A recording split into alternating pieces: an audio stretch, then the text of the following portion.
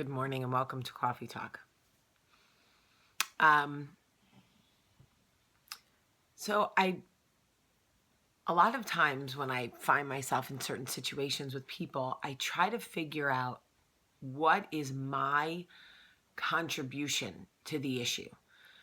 I spent years pointing fingers, placing blame on everybody else. I didn't even see that I could have possibly been contributing to any issues with friends, lovers, family. Definitely wasn't me, right? I had zero accountability. So now when I am feeling some type of way about somebody, I go, what are you contributing to the situation?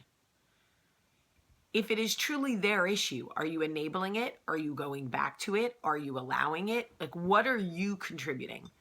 Because oftentimes I can figure out what's really going on when I own my part in it. I know how satisfying it is to blame others. Believe me, it's so much easier than having to deal with your own issues. But I promise you that you will have more success in every part of your life when you have onus, when you accept your responsibility for part of the problems in your life, whatever it may be. It could be as simple as, I am having so many problems with this friend. She continues to hurt me, X, Y, and Z. What is my part in it?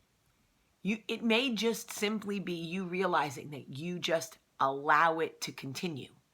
That may be your only contribution. I answer the phone when she calls. I accept invitations to go to lunch or coffee or whatever, knowing she's not going to show up. Then I get my feelings hurt when she makes excuses not to do it. Where's the onus? I could keep pointing fingers, right? I could keep going, she's passive aggressive. She would rather agree to something and then lie to me or not show up or hurt me or whatever than just tell me she doesn't want to do it because she's passive aggressive.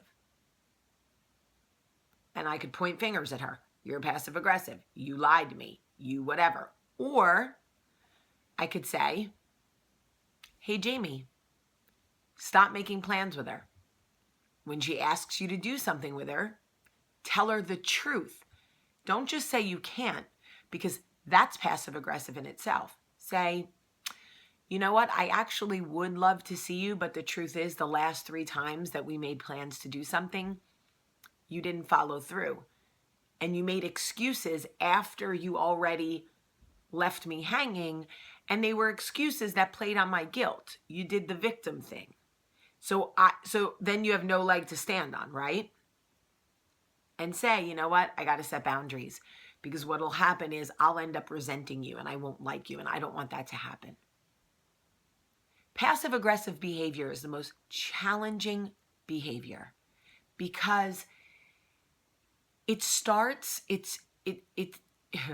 is nearly impossible to get anything rectified because the person exhibiting passive aggressive behavior isn't comfortable telling you or anyone what the real issue is. They've become so used to avoiding conflict in their life that the thought of conflict terrifies them. They'll avoid it at all costs.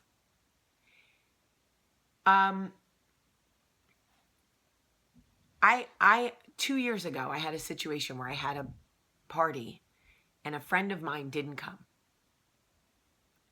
And then 2 days later, she had her own party and I wasn't invited.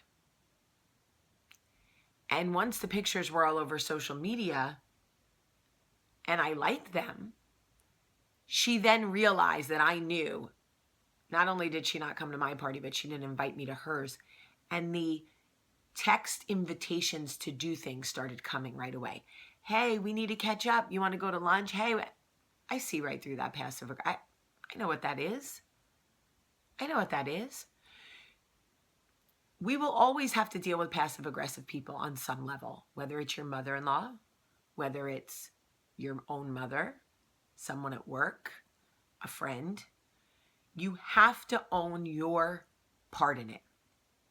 If you know you're not passive aggressive, then why are you allowing passive aggressive behavior to hurt you or disappoint you? You have to have onus. It is the hardest thing to do because it is so much easier to play the blame game. Look at the situation you're in. If somebody is disappointing you or hurting you, if they are avoiding conflict, they are passive aggressive. That is the truth. They may play the victim and go, this is the only way I know how to do it. This is whatever. I'm not trying to hurt you. I don't want to fight.